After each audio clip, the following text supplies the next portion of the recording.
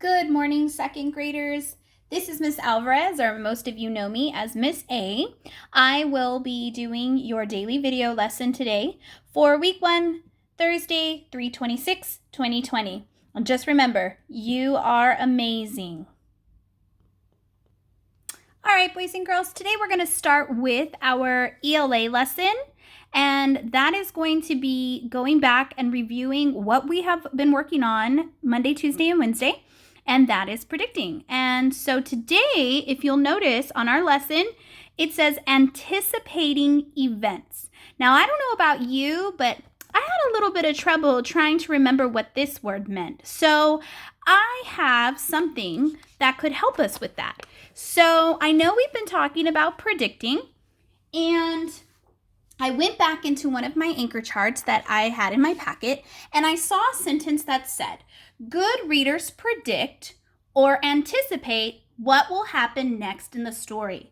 So I stopped, like a good reader does, and I thought, maybe there's some clues in this sentence that can help me to know what anticipate means. So I am going to look for some clues. Do you remember what those are called? Context clues. If you said context clues, awesome job. So I'm going to be using some context clues in this sentence to help me figure out what anticipate means. So I'm going to read this sentence one more time. Good readers predict or anticipate what will happen next in the story. Did anybody maybe see the word predict and go, ooh, I know what predict means. Maybe you saw what will happen next, and you saw those clues, those text clues, and you thought, that makes me think of predicting. So anticipate must mean the same as predicting. Okay, maybe some of you saw this right here, comma, or. That magic word right there that says or is a big clue that this word here, anticipate, means the same or similar to predict. So good readers predict or anticipate. So predict and anticipate must be synonyms. They must be similar or mean the same. And if you thought that, then you are correct again. Good readers predict or anticipate what will happen next in the story. So anticipate does mean that something is that you're thinking what will happen next. Awesome job. You're thinking ahead of what will happen next. Now, in my title, it says anticipating events. I remember from our lessons that we talked about how events are things that happen in a story. We talked about how things happen in the beginning, things happen in the middle, and things happen at the end. So if you are anticipating events, I'm going to put those two words, what I know about them, together, and I'm going to think, I'm thinking ahead of things that will happen in the story. Easy peasy, right? Awesome. Okay, let's read the directions. So it says, read the passage below. As you read, collect clues to help you anticipate. There's that word again. And I know, because I just used my context clues, that anticipate means predict. As you read, collect clues to help you anticipate or predict what will happen next. Could that have been a context clue as well? Right there, it says, what will happen next?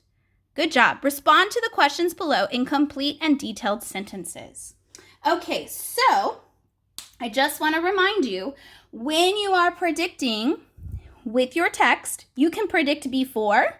So if you have your title and your cover, like you saw in the book yesterday from our lesson, we use the cover and the illustrations and the title to predict or think ahead of what that story was going to be about.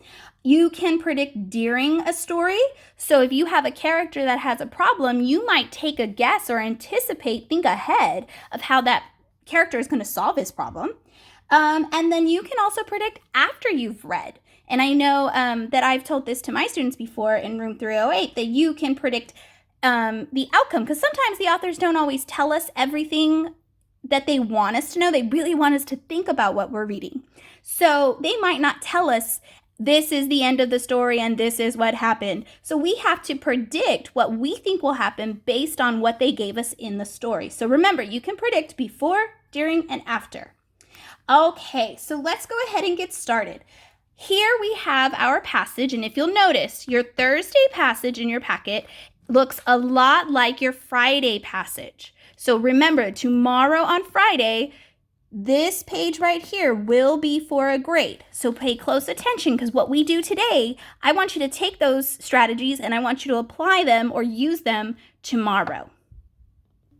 Okay, boys and girls, so let's go ahead and get started. Jackson was nervous when his teacher said it was time for math. His face grew red as he took out his math supplies. I'm going to stop there because we like to think about our reading, so I'm going to do a think aloud. The word nervous, I can make a connection here that says, or that makes me think that about a time that I have been nervous. Math. I might have had trouble when I was in school, and anytime math came up, I felt nervous. And you know, nervous means that you're having some butterflies in your tummy. Right here, it says his face grew red. I can think about a time when my face was red. I felt something. I either felt embarrassed or I felt angry about something, but I'm going to keep reading because I can make some connections, but I'm going to continue reading. Miss Smith, his kind-hearted teacher, began the lesson on fractions. Kind-hearted teacher. We don't usually say kind-hearted teacher when we talk. We usually say the words like nice, kind, but that's really what that means. I've had a kind-hearted teacher. Do you have a kind-hearted teacher? Jackson looked around the room at the other students who all seemed to know the answer. When his teacher had the students begin working, Jackson began to feel tears start to puddle in his eyes. And I can use this picture too as a clue. Feel tears start to puddle in his eyes. Now, I know that puddle doesn't mean like a big rain puddle, but it means that water is collecting. So I know that Jackson is about to start crying because I've had tears fill my eyes before. So there's some clues right there that made me think about what I was reading. So what can I understand knowing that, and I'm going to highlight right now. You can, if you have a highlighter, take that out and use that too. If not, use your pencil, use a crayon, anything that will help you. So I'm just going to highlight the words nervous, face grew red, and I'm going to highlight feel tears start to puddle, because those are making me understand and think that Jackson here is having a hard time, or he's not feeling really good about this math time. Okay? I also want to highlight his kind-hearted teacher, because that made me stop and think, I've had a kind teacher before. I know kind-hearted means nice, it means kind. I also think when I've had a kind-hearted teacher, she's been very helpful. Okay? So now I need to answer the question. After I read that, it wanted me to answer the question. What do you anticipate will happen? So that's just asking me, what do you think or what do you predict will happen next? So looking at my clues, he was nervous. He might have been embarrassed because his face grew red, and he was feeling tears in his eyes. That makes me think that Jackson was having a difficult time during math. But I also had a clue that Miss Smith was a kind-hearted teacher. So that must mean that Miss Smith is helpful. So what do I anticipate or think ahead of what will happen in the story? If I put those clues together, I can figure out that Jackson needs help. And because he has a kind-hearted teacher, I anticipate or predict that Miss Smith is going to help Jackson, especially if she sees him having tears in his eyes. What do you think? Did you think that too? Good job. I'm so proud of you. So right here, you are going to write your prediction using complete sentence. We will begin our sentence with a capital I because it's the start of our sentence. I anticipate, or you could write I predict. I'm going to use anticipate because it's right here. I anticipate Miss Smith, I'm going to capitalize Miss because that's her title, and Smith because that's her last name, will help Jackson with his math.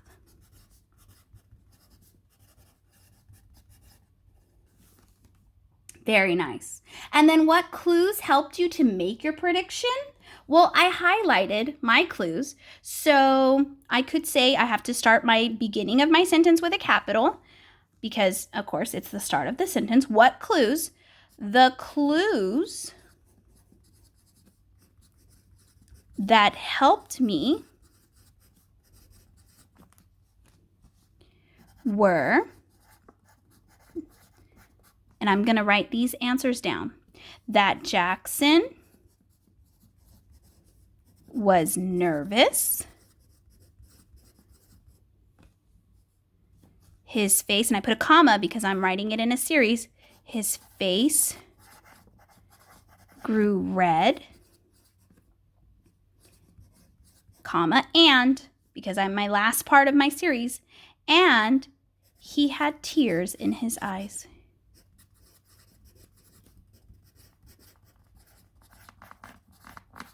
Period. So those clues are helping me to know that Jackson is having a hard time. The clues that help me to know that Miss Smith is going to help Jackson is right here. Miss Smith is a kind-hearted teacher. So I'm going to finish on the line. I just put a little meatball, space,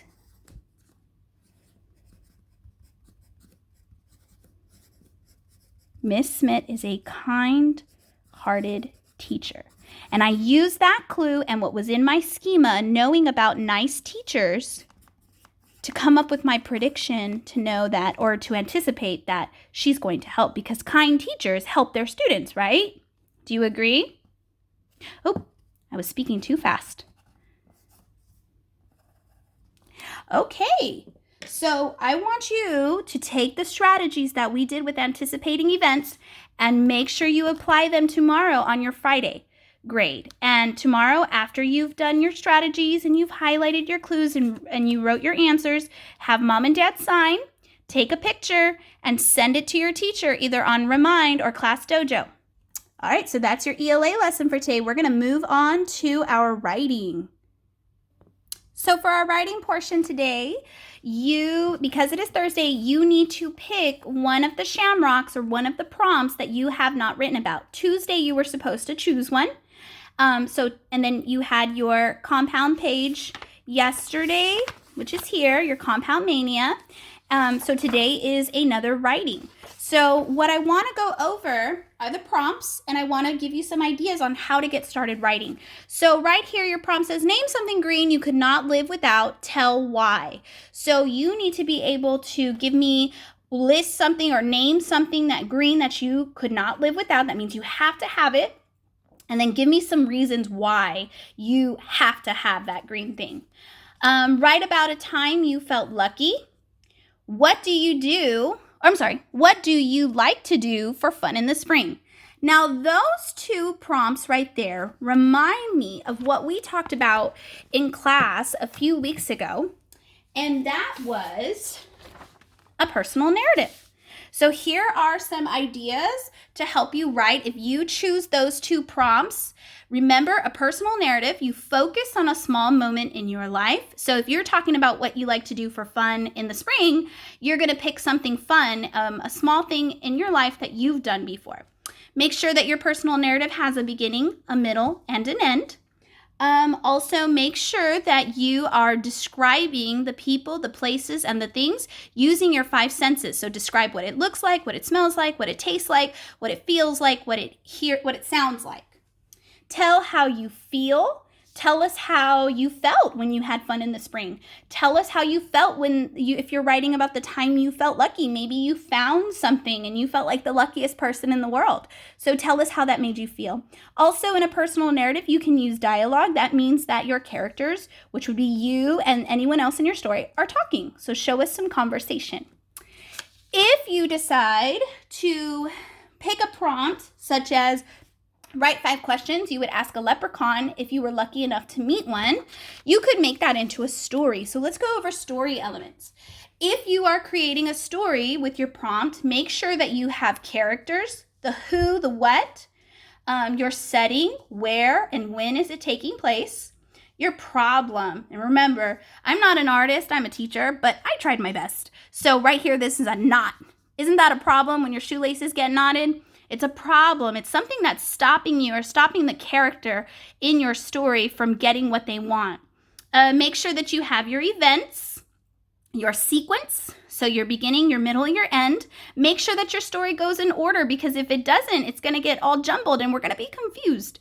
And then at the end, you are going to make sure, or somewhere in your story, you are going to make sure that you have your character solve or have a solution to their problem. So there was a big old knot. Now I have a really pretty bow.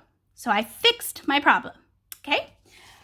If you are asking questions, really quickly, just for review, we talked about thick and thin questions. And I got a nice big juicy hamburger here to make me think of a thick burger with all the goodies inside. And then a thin burger. Yes, meat and cheese are still good by themselves, but it's a thin burger. It's not as big. It's not as thick. So when you have a thick question, you are thinking and searching. You need to think. You need to use your schema and evidence. And you're probably going to have many answers. And your thin questions, that is a right there answer. They're going to either be yes or no. You can find answers in the text, or there's usually only one answer. So here are some examples of thick and thin questions that you could ask the leprechaun. What if? What if you found a leprechaun? How did you get to the end of the rainbow? How would you feel? What might you do? What do you think?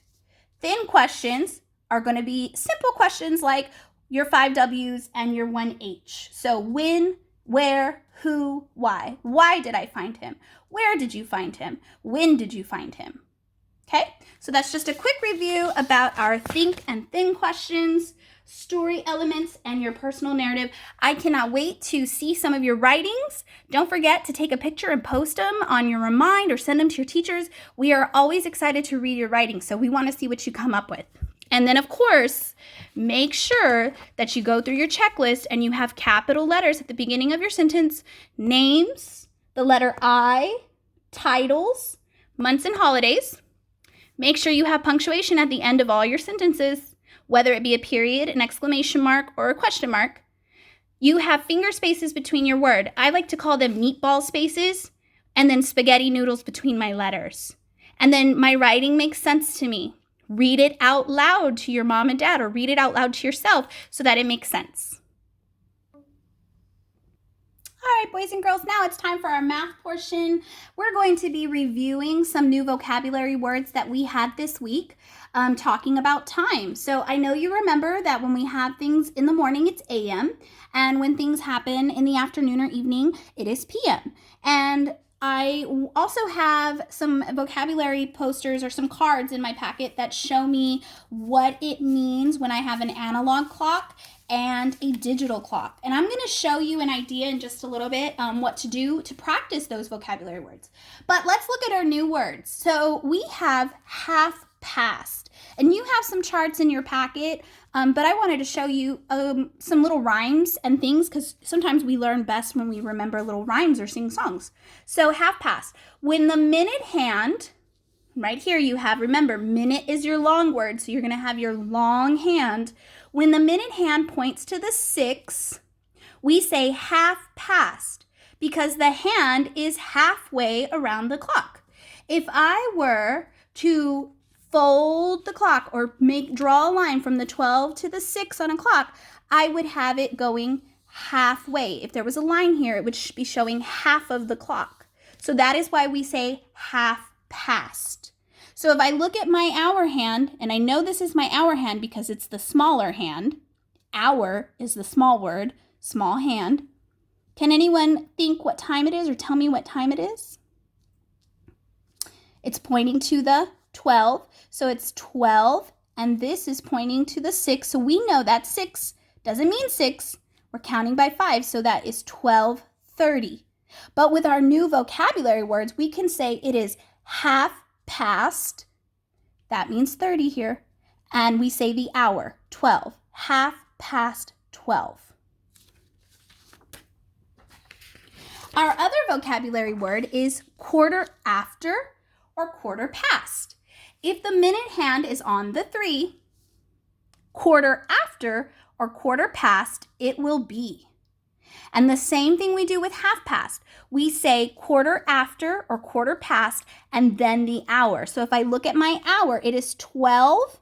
My minute hand is 15. So if I were to say this, I could say 12:15. I could write digitally, I could say the hour is 12:15.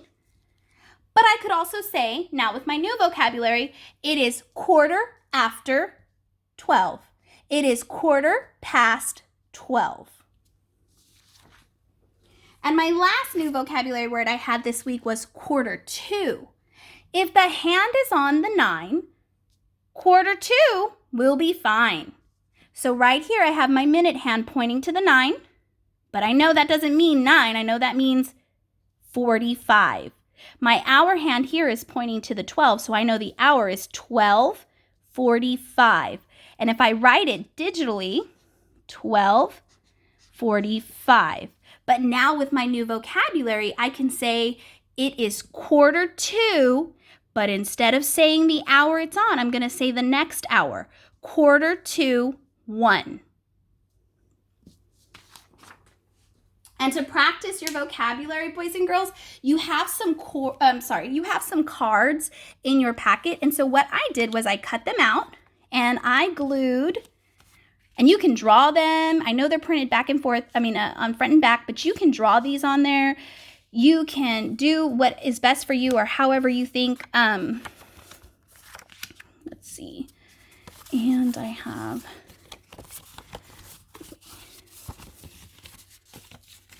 trying to find. So I have my vocabulary word and I have my definitions. And what you can do as a fun game is doing a match. You can do something called concentration, where you take all the cards and shuffle them up. And you can take turns picking a card with mom and dad. And AM, does AM mean 30 minutes after the hour? No, so I'll flip it over. I'll flip it, and it'll be the next person's turn, PM. I'll flip this one, in the afternoon and evening after 12 noon. Does that match? Yes. So I get to keep them. So that's a fun little game that you could play to practice your vocabulary and the new vocabulary that we just went over. And let's see. I want to show you with my bigger clock. So right here, really quickly, we're going to review. Our hand is this red one. Now, on most of your analog clocks at home or in school, they don't have the colors. You have to remember that this short hand is your hour hand, and this long hand is your minute hand. So if I were looking at this clock, I want you to try to see what time it is. So I'm going to show you how to do that. I'm going to take my hour hand, and what is it pointing to? The 8. So I know it is 8. This minute hand is pointing to the 12. It is 8 o'clock. Then I'm just going to move this minute hand. So it's pointing to the 3. So right here, I can see that I'm counting by 5s. I'm no longer looking this hour hand. I'm looking at the big numbers. My minute hand, I'm looking on my outside numbers. Okay. So I'm looking at my hour hand. It is the 8. And if you notice, and remember this little strategy, if your hour hand is pointing between two numbers, I want you to think about a hook. I want you to hook with your finger, hook with your pencil, hook the number in front of the arrow, and that is your hour. So it would be 8, and I could say 15, but because I'm learning new vocabulary, I could say it is... See how it's pointing to the 3? I could say quarter after, and the time here, the hour is 8. Quarter after 8. Okay, let's try one more. Let's say it's about bedtime. So this would be PM. My hour hand is pointing to the 10. So it is 10. And my minute hand is pointing to the 6. I could say 10:30, or with my new vocabulary, because the minute hand is pointing to the 6, I could say it is halfway, so 10, it is half past 10. And then let's see, what if it is 1? And then I put this over here. So then I look at my hour hand. 1 is the hour. And my minute hand is on the 9, but I know I'm counting around. That would be 45. So 1:45. And with my new vocabulary, I could say 1:45, and I'm going to look at the next hour. It is 1:45, 2 o'clock. 1:45. All right, boys and girls, I hope you enjoyed the video today. I am very proud of all the work you have been doing. If you have any questions, make sure that you get in contact with your teachers. We miss you. We love you so. Have a great day.